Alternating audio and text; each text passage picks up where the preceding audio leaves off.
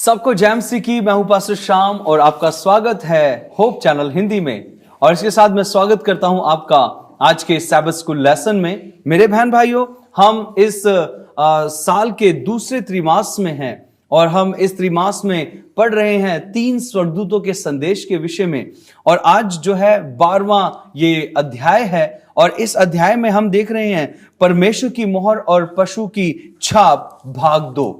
और इस चर्चा के अंदर हमारे साथ जुड़े हैं हमारे अतिथि डॉक्टर रेबेका जी, और मैं आपका स्वागत करता हूं। और पास्टर जॉनसन, मैं आपका भी स्वागत करता हूं इस सैबथ स्कूल लेसन में। आप हमारी चर्चा का भाग हैं।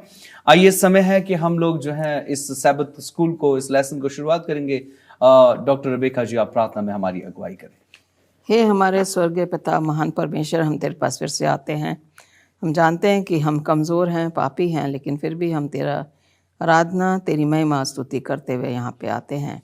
हमें पवित्र आत्मा से भर दे जब हम अपने अध्ययन में जाते हैं आज के, ताकि जो भी हम बोलें वो तेरी मर्जी के मुताबिक बोलने वाले बने। एक एक शब्द जो है वो तेरे स्थान पवित्र आत्मा के द्वारा हम बोलने वाले बने। हमारी यही प्रार्थना है, सुना ग्रहण कर। आमीन। आमीन। मैम, मैं धन्यवाद देना चाहता हूं आपकी प्रार्थना के लिए। और इस वक्त हम जो है इस पाठ के अंदर पढ़ रहे हैं परमेश्वर की मोहर और पशु की छाप भाग 2 है। और मैं पादी साहब आपसे जानना चाहता हूं भाग 2 के अंदर क्या है नया हमारे लिए इन वचनों के बीच में। आइए मैं आपके लिए पहले आज का याद वचन पढ़ दूं जी। प्रकाश वाक्य 13 उसकी 10 में, जिस कैद में पड़ना है वही कैद में पड़ेगा।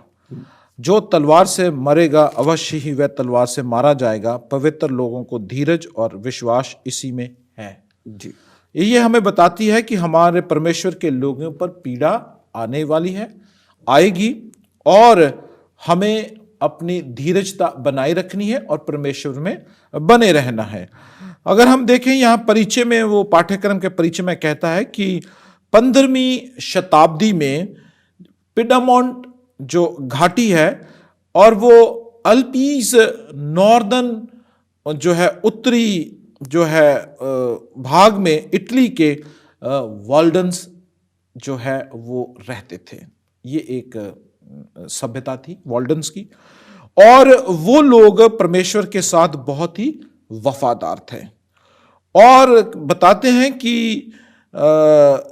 एडी 1488 में वाल्डन्स को बड़ी बुरी तरह से मरवाया गया चर्च की तरफ से, कैथोलिक चर्च की तरफ से। यहां लिखा है उनके विश्वास के बल पर उन्हें परसिक्यूट किया गया और उन्हें प्रताड़ित किया गया और उन्हें मारा गया।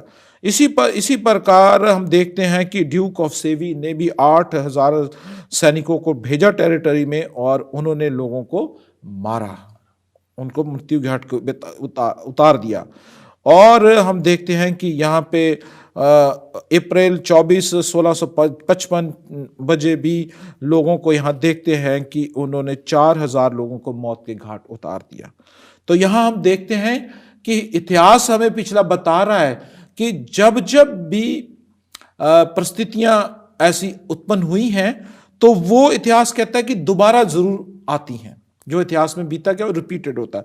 इसी प्रकार जैसे परमेश्वर के लोगों को इन पिछले ऐतिहासिक समय में प्रताड़ित किया, मारा गया उन्हें, इसी प्रकार आने वाला समय भी एक ऐसा आएगा जब परमेश्वर के लोगों पर इस समय का कहर टूटेगा। जी। और वो कहता है कि लेकिन परमेश्वर के लोग जो हैं वो बने रहेंगे सच्चाई में अटल। बिल्कुल, धन्यवाद इस बातों के लिए। रेबेका मैम, आपसे मैं जानना चाहता हूं, यहाँ पर एक बात आई है घातक घाव के विषय में, क्योंकि अभी हमने देखा कि पशु की जो छाप है और परमेश्वर की मोहर है, इसके बीच में एक शब्द आता है कि इन बातों के बीच में एक घातक घाव है। प्रकाश डालें, क्या है ये घातक घाव? अगर देखा जाए तो 538 से 1798 तक जो है जी, रोमी हुकूमत जो है चल रही थी। जी, और वहाँ पे हमने ये देखा कि कॉन्स्टेंटीन ने जब अपना राजधानी बदली, बाइजेंटियम में गया, जी, तो वहाँ पे पोप को जो है वो बिशप बन जाता है। जी, वो जो कॉन्स्टेंटीन की जगह जो खाली थी वो बिशप ने भर दी। और फिर हम देखते हैं कि जस्टिनियन जो है वो पेगन रोमन एम्परर था। जी उसने पोप को पूरी ताकत दी कि वो जो है राजनीतिक तरीके से भी और धार्मिक तरीके से भी जी पोप जो है उसको अथॉरिटी मिली, जी और इसलिए जो है इन लोगों ने उसका नाजायज़ फ़ायदा उठाया। जी 1798 में जनरल बर्थियर जो हैं, जिनको फ्रांस से नेपोलियन ने भेजा, जी क्योंकि इन्होंने बहुत ज़्यादा जो है आतंक फैला रखा था, जी तो इनको भेजा और वहाँ से पोप को जो है ले जाया गया उसको गुलामी में, और वो फ्रांस में जाके उसकी 1 साल में मृत्यु हो जाती है। जी तो बाइबल में लिखा हुआ है कि घातक घाव, जी घातक घाव जो है, लेकिन वो क्या होगा, वो ठीक हो जाएगा। ठीक हो जाएगा। ठीक है। तो ये जो घातक घाव जो पड़ा रोमन कैथोलिक चर्च पे, वो इसलिए पड़ा क्योंकि पोप को जो है कैप्चर करके जनरल बर्थियर फ्रांस ले गए थे, और हम देखते हैं कि 19th सेंचुरी में फिर से पोपियत वापस आ गई, जी और इस तरीके से जो है वो घाव जो है वो क्या हो गया, ठीक हो गया। जी और यहाँ पे हम देख रहे हैं कि ये जो था 1260 साल का जो समय बताया गया है, बिल्कुल ये जो 538 से 1798 तक है, जी हम कह रहे हैं कि वो स्त्री जंगल में भागी जी और 1260 साल तक उसकी परवरिश परमेश्वर के द्वारा की गई है। बिल्कुल वो कह रहा है ये जो घातक पशु है, ये बड़े बड़े बोल परमेश्वर के खिलाफ बोला। ओके। और इसने जो है समय को भी बदलने की कोशिश करी। अगर आप दानियल उसके 7वें पुस्तक की 25वीं आयत में देखेंगे तो वहाँ पे हम देखेंगे कि उसने जो है आज्ञाओं को भी उसने चेंज कर दिया। चौथी आज्ञा को उसने चेंज कर दिया। अगर आप रोमन कैथोलिक चर्च की 10 आज्ञाएं देखेंगे तो जो दूसरी आज्ञा को हटा के उन्होंने चौथी आज्ञा को तीसरी कर दिया है, तीसरी को उन्होंने दूसरे पे ले आए। इस तरीके से आप उनके देखें 9 और 10 को उन्होंने 9 को 2 में विभाजित करके 10 आज्ञा उनकी हैं, लेकिन जो बाइबल से बिल्कुल मैच नहीं करती हैं। सच्चाई को उन्होंने बिल्कुल तोड़ दिया और तोड़ मरोड़ के जो है उन्होंने अपने नए तरीके से मानव के मुताबिक रीति रिवाज में लोगों को अपने लिए उनको अथॉरिटी मिली और उनको बोला जैसे हम कहेंगे सबत को वर्शिप नहीं करनी, संडे को करनी है। इस तरीके से उनको सताहट का सामना करना पड़ा। ये घातक घाव वहीं से हुआ और वो ठीक भी हो गया। जी बहुत बहुत धन्यवाद मैम। दर्शकों आप कहीं मत जाइएगा, हमारी चर्चा यूं ही चलती रहेगी। मिलते हैं एक छोटे से ब्रेक के बाद। दर्शकों आपका स्वागत है फिर से एक छोटे से ब्रेक के बाद में, और हम बात कर रहे हैं परमेश्वर के वचन से परमेश्वर की मोहर और पशु की छाप। और यहां पर हमने बहुत सारी बातों के विषय में चिंतन और मनन किया है। अब मैं जाना चाहता हूं पास्टर जॉनसन जी आपके पास। यहां पर एक बात आती है दूर गिर जाना, दूर गिरना। यहां पर एक इंस्ट्रक्शन है या फिर एक कह लीजिए एक निर्देश दिए जा रहे हैं परमेश्वर के एक दास के द्वारा कलीसिया को, जो अभी संचालित हुई थी। तो मैं जानना चाहता हूं क्या है वो बात। ये यहाँ पे वो गिर जाना, दूर गिर जाना जो है, पलूस जो है वो ईसाई समाज के लोगों को कहता है कि तुम परमेश्वर की सच्चाई से गिर मत जाना, क्योंकि वर्तमान में हमारे इस गिरजाघर में कुछ ऐसे बीज पनप रहे हैं जो हमें परमेश्वर से दूर ले जाएंगे। और वो कहता है कि जब दूसरी क़यामत होगी तो बहुत सारे ऐसे लोग होंगे जो शैतान की एजेंसियों की तरह काम करेंगे और वो इस तरह से आपको धोखा देंगे कि आपको लगेगा यही मसीही हैं। जिस परमेश्वर की हम उपासना कर रहे थे वो नहीं, बल्कि जो लोग ये कह रहे हैं इस तरह से हमें धोखे में ले आएंगे कि हमें लगेगा कि यही सच्चाई है जो ये बता रहे हैं।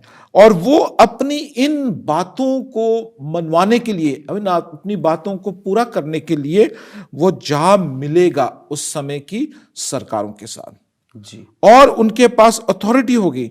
और यहां वो कहता है कि वो मंदिर में जाके बैठा, मतलब पूरी अथॉरिटी उसने अपने हाथ में ले ली।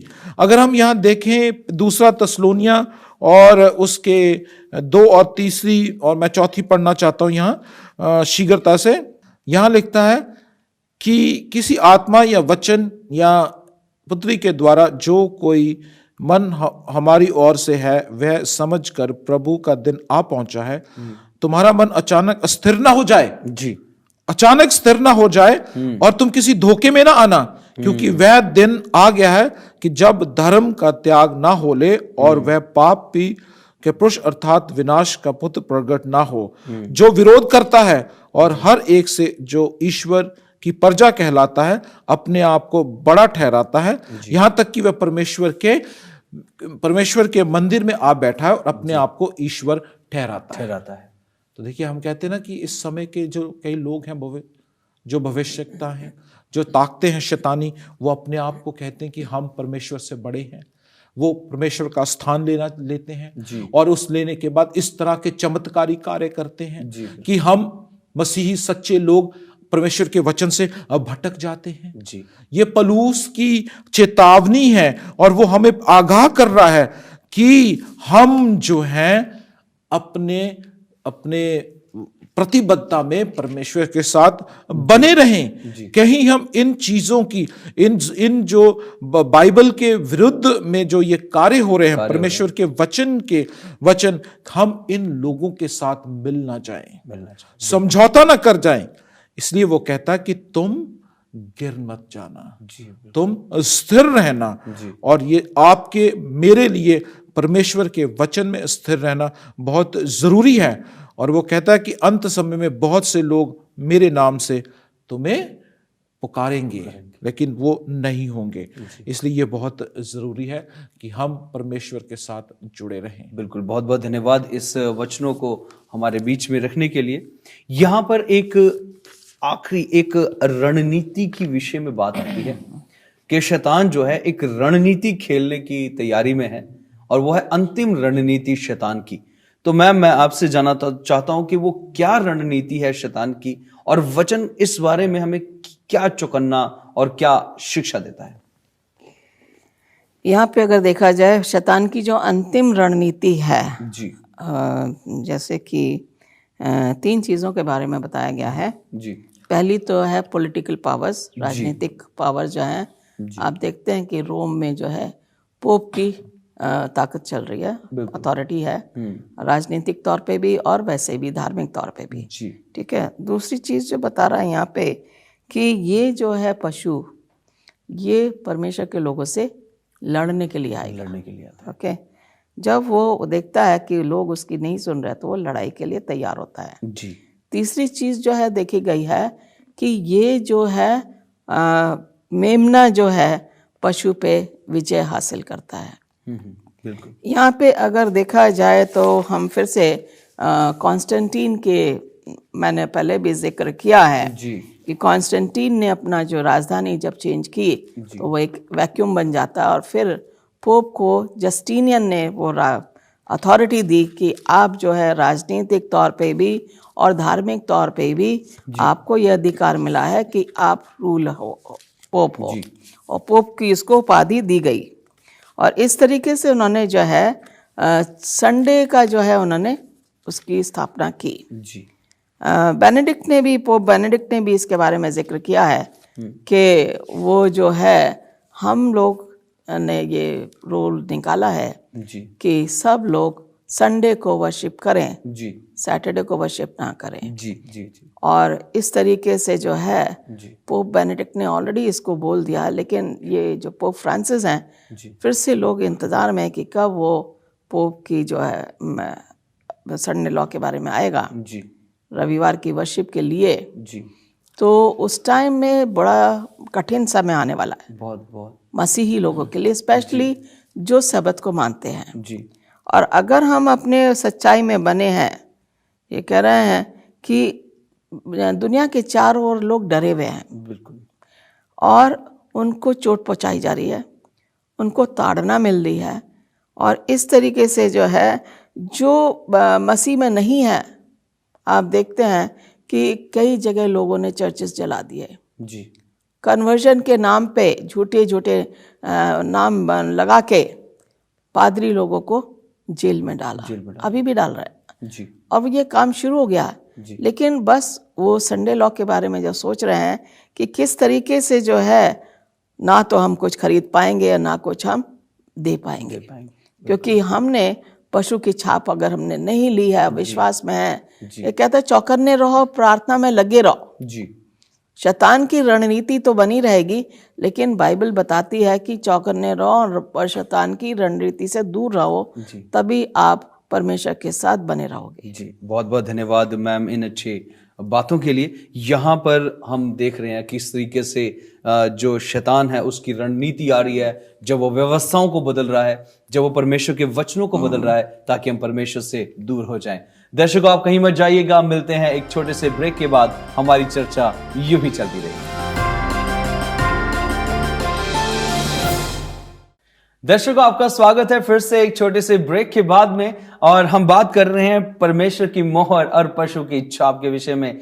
अब हम बात करेंगे पास्टर जी, यहां पर एक बात आती है, पशु का चिन्ह एक बात आती है। अगर हम वचन में भी पढ़ते हैं, अभी हमने थोड़ी देर पहले भी पढ़ा कि पशु का चिन्ह, अब बताएं कि क्या है ये पशु का चिन्ह?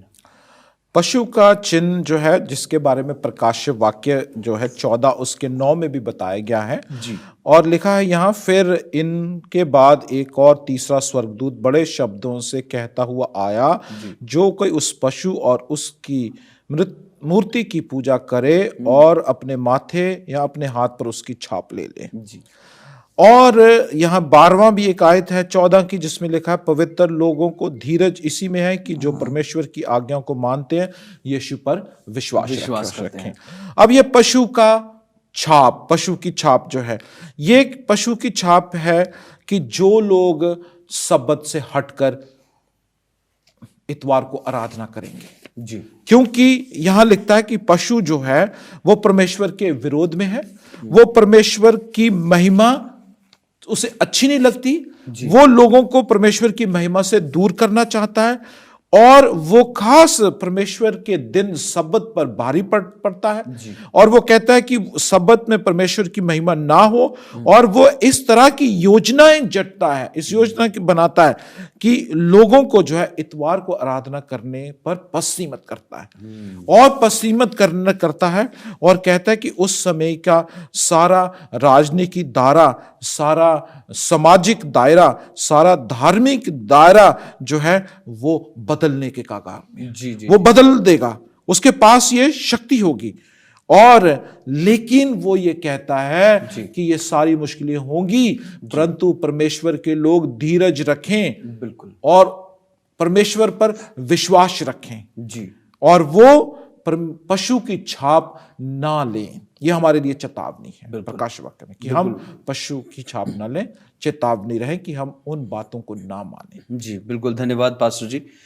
यहाँ पर एक और बात देखी जाती है, क्योंकि अभी खबरों में भी फैल रहा है और हम सुनने में भी आता है, वन वर्ल्ड वन रिलीजन, कि एक संसार का एक ही जो है वो धर्म होगा। ये बड़ा ही, और इसमें बहुत सारे पास्टर्स और बहुत सारे बड़े बड़े जो नेता हैं धर्म के, वो सब इकट्ठे होकर वो मीटिंग करते हैं और इस विषय में बात करते हैं। अब यहां पर बात आ जाती है, अगर एक संसार, एक ही रिलीजन आ गया, तो यहां पर परीक्षा होगी सैबत की, सैबत का परीक्षण। इस लेसन के अंदर भी इस विषय में बात करी गई है। तो मैं चाहता हूं आप इसको बताएं कि कैसे है ये सैबत का परीक्षण। ये सब्त की जो परीक्षा बताई गई है, तो यहाँ पे मैं एक स्टेटमेंट है पोप बेनेडिक्ट का, जी, जो कि उन्होंने जून 6, 2012 में बोला था जी, पब्लिक में। उन्होंने एक अर्जेंट अपील के तौर पे बोला। यहाँ पे जो है 15,000 से ज़्यादा लोग जो हैं सेंट पीटर स्क्वायर में रोम में हाजिर थे, जी, क्योंकि सेंट पीटर स्क्वायर जो है वो ऐसी जगह है जहाँ पे कि पोप जो है लोगों को एड्रेस करता है। जी, तो इस मीटिंग में जो है उन्होंने 2012 में जून 6 को यहाँ पे लोगों को बताया कि संडे जो है वो डे ऑफ रेस्ट है सबके लिए। जी, उसने डिक्लेयर किया कि संडे जो है डे ऑफ रेस्ट है सबके लिए, इसलिए हर आदमी को ये आज़ादी दी जाती है कि वो अपने परिवार के साथ संडे को परमेश्वर की आराधना करे। जी, और यहाँ पे देखते हैं कि उसने कहा कि यहाँ पे बाइबल बता रही है कि अगर हम संडे के बारे में बोल रहे हैं, तो हम स्पेशली रोमन कैथोलिक चर्च अगर संडे को वर्शिप के लिए कह रहे हैं, जी, तो वो मानवता की जो फ्रीडम है जी, उसके ऊपर वो एक तरह से रक्षा कर रहे हैं। जी ओके, लेकिन हम लोग जानते हैं जी कि हमारा क्या है, मसीह में बने रहना। और सबत जो है, क्रिएशन वीक में भी अगर देखा जाए, जब सृष्टि की थी तो 6 दिन में इस पृथ्वी की सृष्टि हुई, और 7वें दिन जो है परमेश्वर ने आराम किया। जी और उसने हमें 6 दिन दिए हैं, 7वां दिन जो है ईश्वर के लिए दिया गया है। जी यहाँ पे मैं देखती हूँ सील ऑफ गॉड। जी बिल्कुल। सबत जो है वो एक तरह से एक निशान है, एक चिन्ह है। जैसे कि आप जाएं तो हर एक इंस्टीट्यूशन में मोहर रहती है। मोहर है जी। अगर वो मोहर पे देखें तो उसमें जो सील है, जो नाम है, वो ईश्वर का नाम है जी, परमेश्वर। उसका जो टाइटल है, शीर्षक है, वो है सृष्टिकर्ता। बिल्कुल। और जो उसकी जो टेरिटरी है, जगह है, वो आसमान और जमीन, पृथ्वी और स्वर्ग, और जितने भी इस चीज में है, उसका जो है वो उसका अधिकार है परमेश्वर का, क्योंकि उसने इसको बनाया है जी। यहाँ पे हम कह रहे हैं कि सील ऑफ गॉड जो है ये हमारे दिमाग पे। जी बिल्कुल बिल्कुल। ओके, यहाँ से आदमी सोचता है जी, और उसका मन जो है फिर वो विचार करता है। तो यहाँ पे जो है बहुत ज़रूरी है कि हम परमेश्वर की जो है क्या करें, रिस्पेक्ट करें, क्योंकि सब्त जो है उसने हमारे लिए बनाया। लूका में लिखा है कि सब्त जो है मनुष्य के लिए बनाया गया, मनुष्य सब्त के लिए नहीं बनाया गया। ओके, तो यहाँ पे जब ऐसा बोला गया, इसलिए हमारा ये जानते हैं कि चौथी आज्ञा जो है, पोप और रोमन कैथोलिक चर्च ने, रोमन पेगन रोम और पेपल रोम ने चौथी आज्ञा पे ही अटैक किया है। जी जी जी, क्योंकि वो दानियल 7:25 में देखा जाए तो वो चौथी आज्ञा में जो है उसने वहीं पे जो है कहा कि सबत को जो है जगह हम संडे वर्शिप करेंगे। जी जी। और अपने लोग जो हैं वो उनको चाहता, ज़्यादातर लोग जो अपने आप को कहते हैं कि हम प्रोटेस्टेंट्स हैं, लेकिन वो संडे वर्शिप कर रहे हैं। जी, वो जो है सब्त की वर्शिप नहीं कर रहे हैं, लेकिन वो कहते हैं कि हम प्रोटेस्ट कर रहे हैं पेपल रोम के थ्रू या पेगन रोम के थ्रू। वो प्रोटेस्ट नहीं कर रहे हैं, लेकिन वो परमेश्वर की आज्ञा को नकार रहे हैं। हम कह रहे हैं सारी आज्ञा मान रहे हैं, लेकिन चौथी आज्ञा तो हमने मानी नहीं, क्योंकि हम तो सब्त को मान ही नहीं रहे। तो इसलिए हम परमेश्वर के विरोध जा रहे हैं। तो ये बहुत जरूरी है कि हम परमेश्वर के विरोध ना जाके परमेश्वर में बने रहें और सब्त में अहमियत समझे, क्योंकि उसी में हमारी भलाई है। बिल्कुल। मैम, मैं आपका धन्यवाद देना चाहता हूं, और पास्टर जी आपका भी धन्यवाद देना चाहता हूं हमारे साथ सैबत स्कूल में जुड़ने के लिए। और दर्शकों, आपका भी बहुत बहुत धन्यवाद कि आपने इस वार्तालाप को, इस डिस्कशन को बड़े ध्यान से सुना है। परमेश्वर आपको बहुत आशीष दे। इस वचनों को अपने तक ना रखें, बल्कि अपने दोस्तों में, भाई बहनों में, परिवार में जरूर बांटें, ताकि हर एक जन आशीषित हो। आप सबको जय मसीह की। हम मिलते हैं अगले वचनों के अंदर।